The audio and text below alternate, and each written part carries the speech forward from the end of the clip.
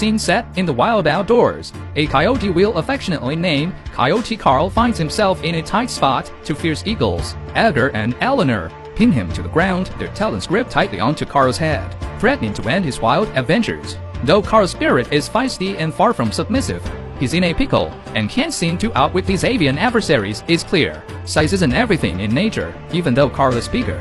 Edgar and Eleanor have him in a bind, and he's quaking in his furry boots. Carl, right now, is yearning for his mama's stand and probably thinking, I bet flight attendants don't have to deal with this. Mischievously, Carl once tried to flirt with an air hostess during a flight demo, but that's another story. Right now, Edgar has him so tightly that Carl feels like he's on the barbecue grill. Our coyote friend is so dazed, he can't tell his left from his right and is not confused like a buzzing beehive. Poor Carl can't even bite through the tough talons of the eagles. Darn, those talons are like titanium.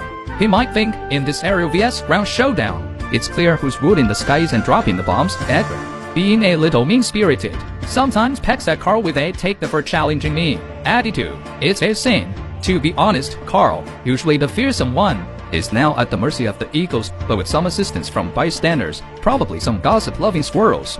He manages a narrow escape from the eagle's grasp. If the tussle continued, it wouldn't have been looking good for our canine pal. Edgar, on the other hand, is as steady as a rock, basking in his victory. Probably thinking of treating himself later, the poor coyote felt utterly defeated, as if he'd fallen into a pit of despair. He never imagined a day where he'd be outwitted and pinned by an eagle. And he's probably thinking, oh, the shame, I've lost face in front of everyone. That eagle, basking in his glory, seems to be the talk of the town. Edgar's human handler, atop his trusty steed, is ready to head home with his victorious bird, while the chattering crowd continues their animated discussions.